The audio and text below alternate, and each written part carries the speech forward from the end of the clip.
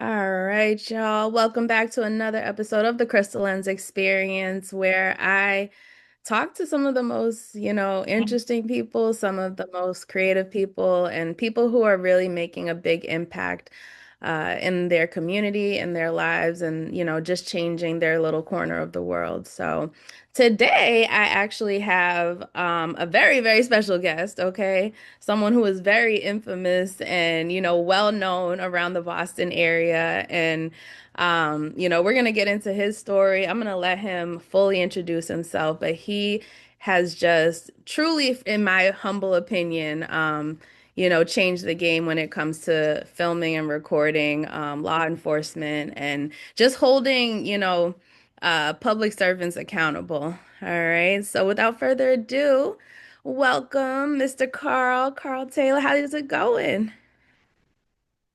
Hey, how you doing? Hi, everybody. I'm Carl Taylor, Time Media. Some might call me Danny. A lot of people know me as Danny. But my first name. How you guys doing? How you feeling out there? Excellent, excellent. We're doing good out here. I'm sure everyone's excited to hear your story and just more about what you do. So let's hop right into it. So for the people who are maybe now discovering Mantime Media for the first time, who is Carl like beyond the camera, right? We'll get into who you are behind the camera, but who are you beyond the camera? I'm a guy that grew up in Boston. That was affected by law enforcement, how they police me. I grew up in the crack era, so I had addicted parents, and it was crack all around me. That impacted life a lot. Um, my mom's had me in prison. I've been juvenile prison, county prison, state prison, federal prison, like all the prisons that this country can hold. And that has impacted how I view life and why I do what I do also. Awesome. And so tell me how, so you from Boston, you know what I mean? Like I was born in Boston as well, right? In Beth Israel Hospital.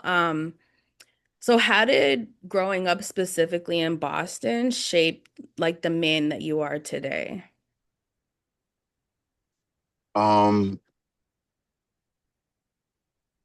I think the crack era played a major part in my life because seems like it was all good until crack hit. Once crack hit, it just became all bad. Like I remember coming outside to have fun. We used to have fun, and then it just switched to coming outside to hustle, to survive. And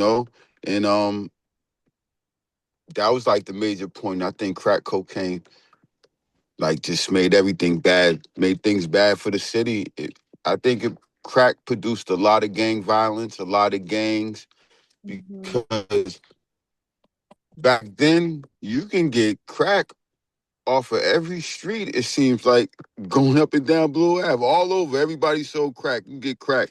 It's not like that anymore. And I think with the drugs fueled the gang violence and a lot of violence. So that impacted my juvenile and it impacted my thinking. Absolutely. Um, and so looking back, right? What are some of like your earliest experiences with law enforcement? Oh, what sticks out the most to me is me learning who detectives was.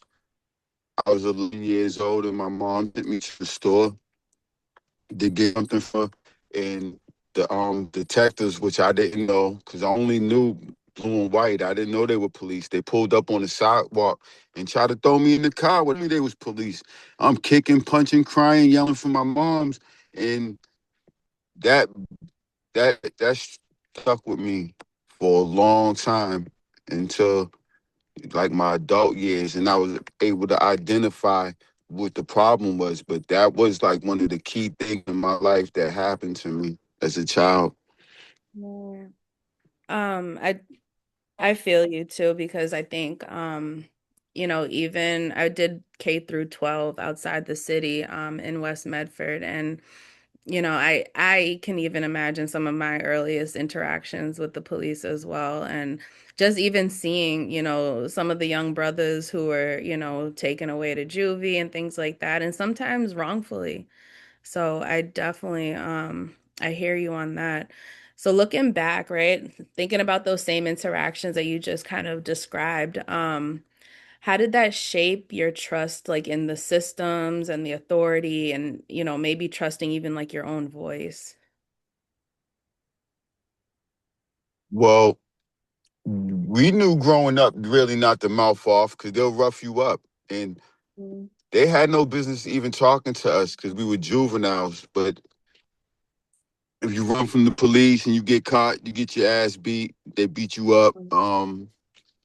The police just policed us very, very aggressively, grabbing on our private areas, choking us, thinking we had drugs in our mouth. You know, um, that was like the major part. I didn't trust the police at all. And then when you do catch cases, they lie in the police reports. And then they'll put their right hand on the Bible and tell whole lies on you. Like I have Mm-hmm. police lie on me all the time. So when I realized I can put a camera in their face and say what I want to say and it not get written up the way they want to write it up, it felt like the rabbit had the gun. It felt so amazing. And then Yeah. also, I had a lot of hate in my heart for the police up until recently, like maybe a couple years ago, and I prayed on it, and I got asked Lord Jesus to get the hate out my heart, and he always comes through for me. I don't hate the police anymore, but if you look at my older videos, I would say a lot of hateful things to the police, and I was wrong for that. A lot of my friends used to tell me, like, "What are you doing? What are you doing?" My family, my friends, because they can hear it coming out of me, you know. Um, I get so frustrated with them and just I try my best not to get like that no more. But it's definitely not coming from a place of hate anymore. I don't hate them anymore. Mm. So what was that switch for you? Like, what was that moment that you realized, like, hey, I don't have to hate them anymore? You know what I mean? Like, what was that moment like?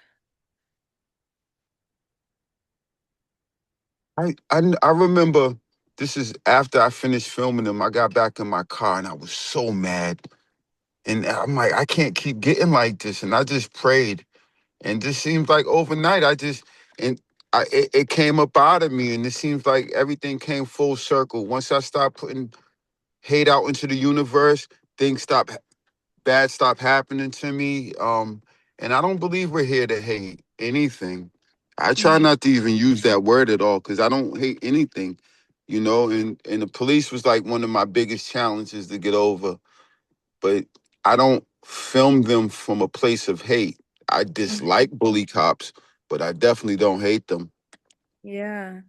I I feel you on that word hate too. That's a special word that like I only whip out, um very seldom, like on an as needed basis. And I feel like it takes a lot of growth, a lot of maturity, especially having gone through, everything that you went through with them to come full circle, right? And say like, hey, I'm still gonna film, I'm still gonna record you, right? But it's not from a place of hate, right? I feel like it's more from a place of accountability if I'm not mistaken, right? Right. Okay. So let's talk about the resistance, the risk, right? So filming the police, right? It's not just cute little content for the internet, right? Like it can be dangerous, right? Like really and truly. So I mean, let us know and tell us what risks have you taken that people may not fully like understand? Like what risks have you taken in being that person filming the police? Well, as we speak, I have 4 open cases for filming the police. Um, I I had to think about total of 7 cases I've been arrested for, and 3 got dismissed.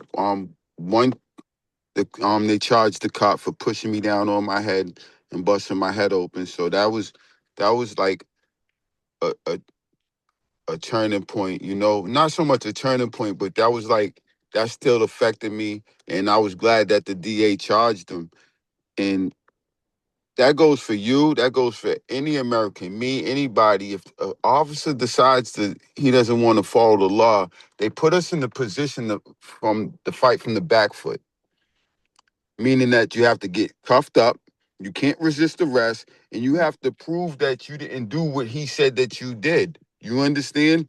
Mm-hmm. And Mm-hmm. luckily, like when I got locked up, when the cop pushed me down on my head, he wrote 4 pages of lies on me. Mm. You know, and I had to get the case dismissed, and they charged him. You know, the first time I went to court for his arraignment, the whole gang unit was there, like to try to intimidate me and stuff. You know, and a lady from Eternal Fears, she comes sits with me when I go to court for him now. You know, so that's a good thing. Wow. But being arrested because just going through that whole process all because the cop is not following the law. But when I get knocked down like that, it makes me get up and go harder. It doesn't Mm-hmm. deter me at all, because I know I'm not doing anything wrong. If it was wrong, I wouldn't be doing it. Mm-hmm. I have a right to say I don't threaten police officers. I have a right to say what I want, and they don't like to be questioned. They're not used to that. They have a whole thing where as though they forget who they work for, and I have to remind them. I have to remind them like, hey, you're here to serve and protect me. I go to work. I have a job. I love my job, and I pay my taxes. So this means that you work for me. I don't work for you. And I have to remind them that. And they're getting on board though. Lately, they've Mm-hmm. been very, very nice to me. I don't get that so much that bully cop attitude anymore. They be like, hey Carl, hey Carl, hey Carl. Yeah, I was gonna ask you, like, how is their responses have been? Because I feel like it's evolved over time. So how has the police's response evolved since you've been filming and recording them? They on their best behavior, I tell you that much. And um, it felt good that I met the superintendent yesterday and she told me good job. Like Yeah. they're showing my videos at the police academy. And you think about it, like I suffer from mental illness too. Mm-hmm. I've suffered from anxiety, I suffer from depression, and Mm-hmm. I've been suffering from mental illness for a long time. What about other people that suffer from mental illnesses? You don't want a cop to be aggressive with them. So Right. if you're acting that way, sometimes they lie on me, they call me names, they antagonize me, they yell out the loudspeaker, and this is what they will do to somebody else that has mental health issues also. We need to get them people held accountable because they're not supposed to do that. When you put that uniform on, you're supposed to stay professional no matter what I say. Mm. That's on period. Like that, I was like that, nothing more needs to be said. Like once you have that uniform on, like you need to act correctly, you know what I mean? And Absolutely. yeah. Absolutely. And they like to call me names. Um, there's one officer, right? He used to be a CO and now he's an officer now. And I don't know where this came from. The first time I even had interactions with him, I didn't even go in hard on him. He said I was in protective custody. I said, what you say? It caught me off guard because that's not Hmm? who I am. I don't Yeah. exactly. So he said I was in PC, which is not true. That's defamation of character. So the Yeah. second time when I seen him, he said it, I lost it. I started talking about his mother and so forth because you're disrespecting me. And you're Mm. disrespecting me with all these weapons on. Take those off and say that to me. Right. Be a man. They put these costumes on and they come out in the community and they disrespect men. Mm. I'm a man. I walk around from one end of Boston to the next end of Boston, and I don't get in nobody's personal space aggressively. Mm-hmm. because there's a potential of violence. So don't put these costumes on and disrespect me. And that's what they Absolutely. like to do. I have a thing where I put my hand out in front of me. Give me my personal space, bro. Mm-hmm. Mm-hmm. Because this is I don't know what you might do, you know? Right. And I like to put my arm out in front of me and to create my personal space. Because I'm Right. not getting in your personal space being aggressive with you. I don't have all these weapons on trying to get in your personal space. Mm-hmm. So I try to create that with them and talk to me as a man. Right. Right. When you're out there filming the police, do you like, are you ever afraid? No, no, I'm not. Why not? Because Why not? I, because I'm not doing anything wrong. I don't fear them.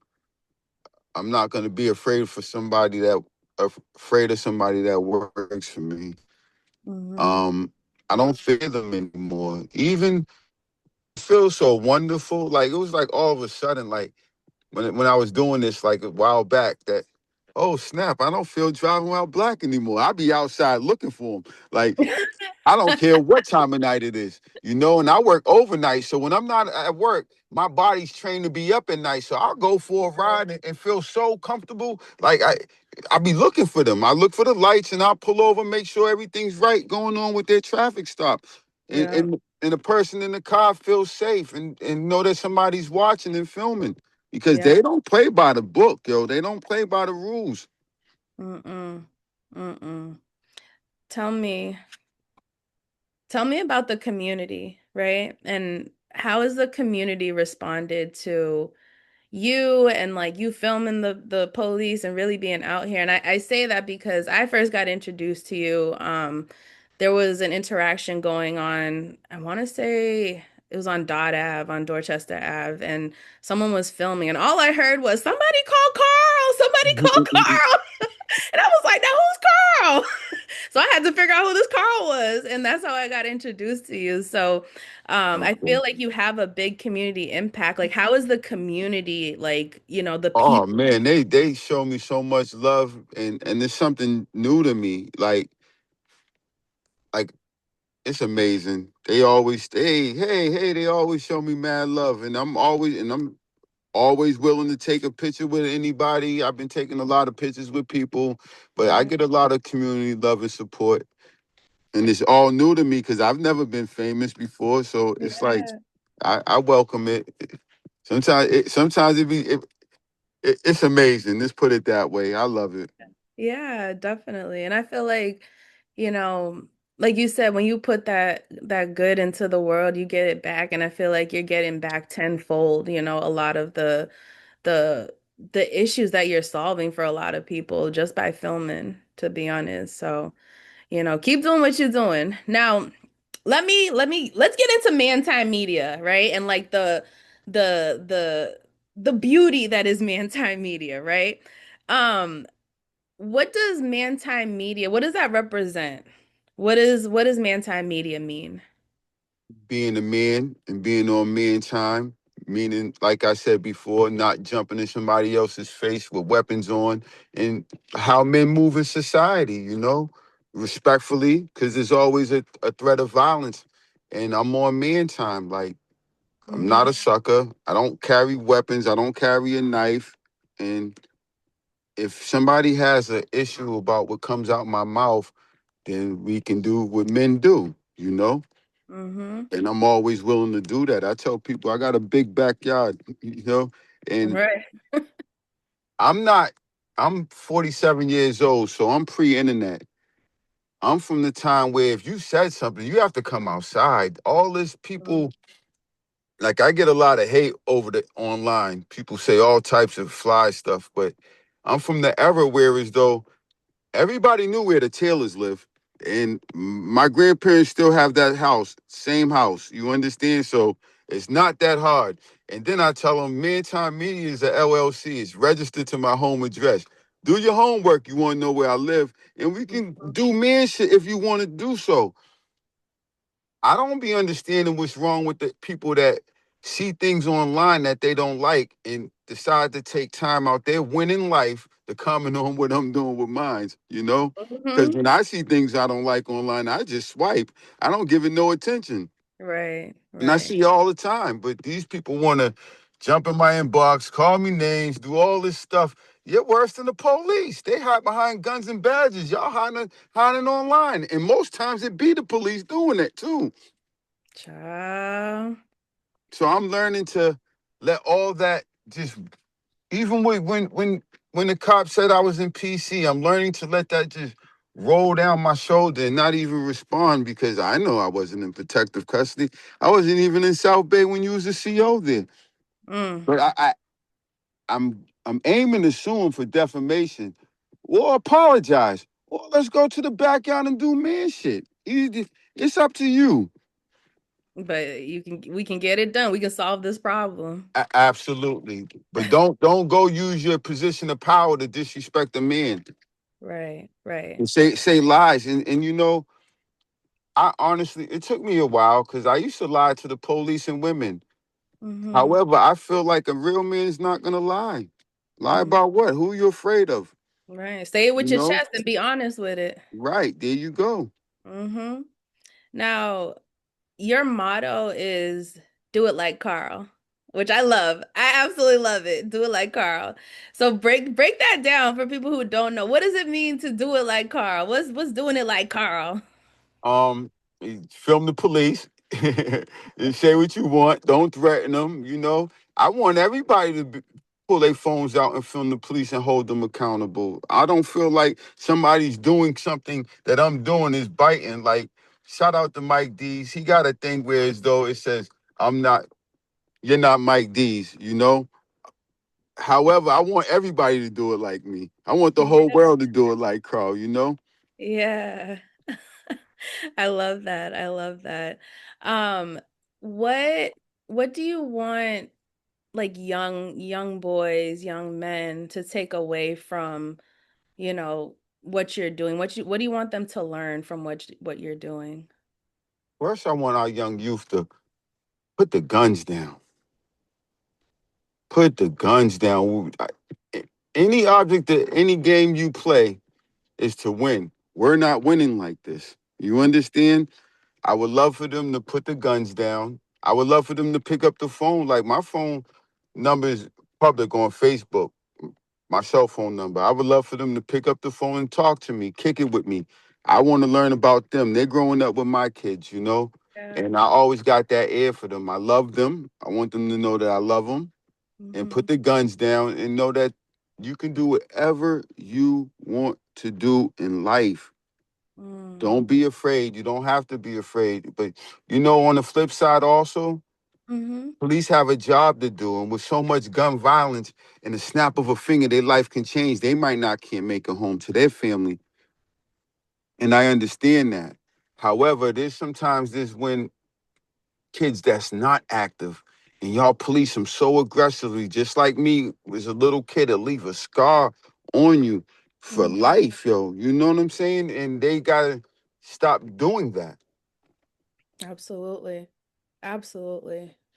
Um, Talking about Mantime Media, um, I mean, you're holding these cops accountable. I mean, like I've been scrolling through your page and you've got content for days. Like Carl been outside, okay? You've been outside doing the Lord's work, truly.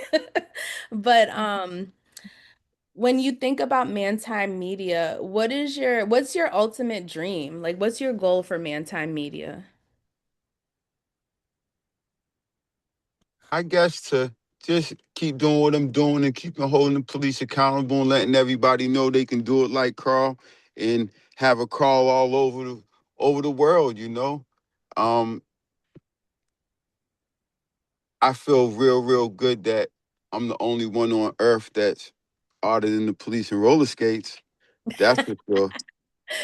I put my mark on this earth, you know. However, I want everybody just to not be afraid of the police and understand that they have a job to do and this, for us to stop killing each other, you know. Yeah. I talked to the superintendent. I got to meet her yesterday, and I told her any opportunity to talk to the youth, please count me in. Mhm. Any opportunity to make the neighborhood safer, please count me in because I care about my youth and I care about where I'm from, you know. And the elderly want to be able to walk their kids. They want to be able to walk in society without hearing guns whished by their head and, you know, so forth. So I just wish the youth get along and stop shooting each other. That'd Yeah. be my goal and have different outlets. I also met with they have a new head of the gang unit, and just so crazy that me and him, he used to be a CO in Concord. I known him since back then, and he's actually a good guy. So me and him got to talk a little bit also yesterday. So hopefully they stop all that super aggression. Hopefully we do our part and put the guns down. Mhm. We got Mhm. to keep praying and keep working on them because we're all like I believe related. But know somebody that knows somebody in your family, and it doesn't need to even go there. And it's okay if somebody y'all have a little fight and somebody gets the best of you. I definitely ain't win all my fights, you know. But I'm gonna say what I want to say, and we can fight about it. What comes out my mouth? Absolutely. Absolutely. I feel like it's like the old school way of doing things, you know what I mean? It's like put the guns down if you want to pick up two fists and go ham to ham. I'm not for the violence, right? But I feel like the guns are just like a cop out in a lot of ways, right? It's like you shoot someone, they're dead. No Or they could coming be back from paralyzed. that. Yeah, and there's you cannot come back from that, right? You can come back from a fight. You know what I mean? You got some scrapes, some bruises, like, you know what I mean? You can even come back from a concussion, right? Like, but you can't come back from a bullet through the heart. You can't come back from a bullet through the head, right? And I think what you're saying is really important, about putting the guns down and, really valuing not only your life, but other people's lives as well. Because, there's so many people who are affected by the gun violence for sure. Yeah. Yeah. Um, Carl, talk to me about your legacy. What do you want your legacy to be? That I stood up to the police, that I wasn't afraid, and I taught people not to be afraid of law enforcement, and that I tried in my community to to give back because I've taken so much from my community. I was a little knucklehead, and I'm at the stage in my life where I just want to give back to the community, you know. Let these youngsters know I care and I love them, you know, and I want to create generational wealth. I want a rec center. That'd be nice, you know. And different outlooks for kids to do, and different outlooks for because we had the red shirts, we had ABCD jobs. All these lots are filled up now, you know. So I want something for the kids to do, an alternative to shooting and killing each other, you know.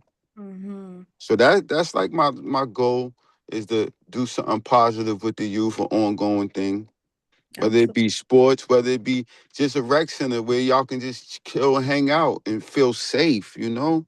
Yeah, absolutely. We might need to talk offline about that too, because that's actually one of my goals in life is to open up some type of community center, rec center, and to do it in Boston would just bring my heart so much joy. So we might have to talk offline about that. Okay. Definitely. As we wrap up, this has been really great. I do have one other question, just because you brought it up earlier. You were talking about like mental health and things like that. Um, what what message do you have for us about mental health, right? And if there's anything in your journey that you would like to share, because it is Mental Health Awareness Month for the month of May, and I know I've been posting about my own mental health, me being diagnosed with like anxiety, depression, PTSD, and bipolar disorder. Like they gave me all the labels, so it's really important to me. So I'm curious if you have any comments on mental health. Just be aware that you don't know which the next person's going through. Try to be nice to people, um, be kind. Um, Autism, right? A friend of mine's son got got beat up real bad just walking home, and it hurt my heart because I know he's autistic, and these kids just jumped on him because he got a little beard or whatever. He looks like he's regular, but he doesn't see the world. And a lot of people don't see the world the way a regular person does. So just be kind to people, you know? Yeah, 'Cause you absolutely. never know what is going on in that next man's head or female's head, you know, what she might be going through. They put the world on our shoulders. Um, They work us till we're tired, so we don't question everything, you know. And so people, just to live in the city is just so much. So people are dealing with different things, you know. Might be dealing with death, might be dealing with all types of things. You never know. So just be kind and mindful of that, and kind to people. You know, it goes a long way. Absolutely. Absolutely. That was beautiful. I really believe that too. I mean, just it doesn't hurt to lead with kindness, right? And don't assume the worst, right? Don't assume that because someone has, a stank face that it's a stank face for you, right? You don't know what they Right. just were dealing with 10 minutes ago, an hour ago, yesterday, this past week, this past month. So I definitely I echo everything you just said for sure. So thank you for that. I wanted to make sure we touched on that a little bit because you had mentioned that earlier. But as we wrap up, Mr. Do It Like Carl, Mr. Mantime Mm. Media, local celebrity in Boston. Um, what I have two questions, two last questions for you. One is, what does Mantime Media look like outside of Boston? Like, do you see it going to different states, right? Like, do you see other Oh, it people? has. Yeah. Oh man, it's been all over the states. I got love from Africa, UK, Canada. Oh man, I get love from all over. Trust me. Oh, you global, But you international, yeah, baby. yeah, it's getting there. It's getting there. I love it. So that's your goal is to kind of spread that same message throughout, different communities globally. Not even just across the nation, but globally, right? Right. Absolutely. Absolutely. Thank you so much for this. My final question to you is there anything else that we have not talked about? I know we talked about a lot. Is there anything else that you want to leave the people with? Anything that is on your heart and your spirit? No, just everybody. I love y'all and I care. You know, y'all see them blue lights and the average person is gonna drive by. Thank God it ain't me. I'm gonna pull over and I'm gonna make sure you feel safe. You know, and I love y'all. I love that. And tell folks where they can find you online. Um, on Instagram, Mantime Media, or Facebook, Mantime Media. They shut my YouTube channel down, so I got to worry about getting that back up. Yeah, But we're gonna talk about that after. We're gonna see if we can oh, get you back TikTok, up I'm on on YouTube. TikTok, Mantime Media. They don't let me. They be censoring me a lot on TikTok, so I only put a little bit on there. Mhm. They don't let you swear as much, but I'm on TikTok also. Okay. Mantime Media. Yeah, so y'all check them out, Mantime Media across the internet. All right. Y'all want to get out there, do it like Carl, be a positive force for your community, right? And You know, the crystal lens is the same for sure in terms of putting that positive message out there and really just showing our people, right? And it's the young people and even like the older folks, what I mean? It's everyone in between, right? That there's a different way of living, right? Like you don't have to operate the same way that we've been operating for generations. We can break a lot of these cycles. We can, like you said, put the guns down. We can deal with our mental health. We can just lead with simple as leading with kindness, right? Right.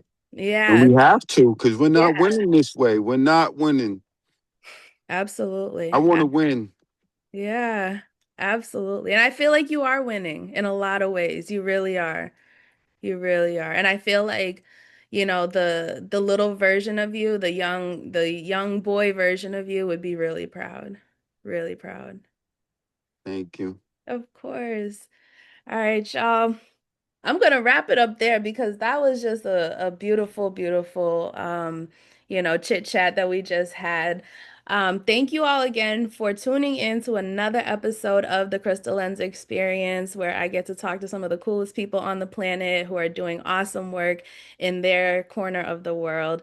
And until next time, make sure you check out the Crystal Lens across the entire internet. All right, at the Crystal Lens, I'm everywhere. And make sure even more importantly, that you check out Mr. Mantime Media and y'all do it like Carl. Until next time, I love y'all. Mwah. Okay.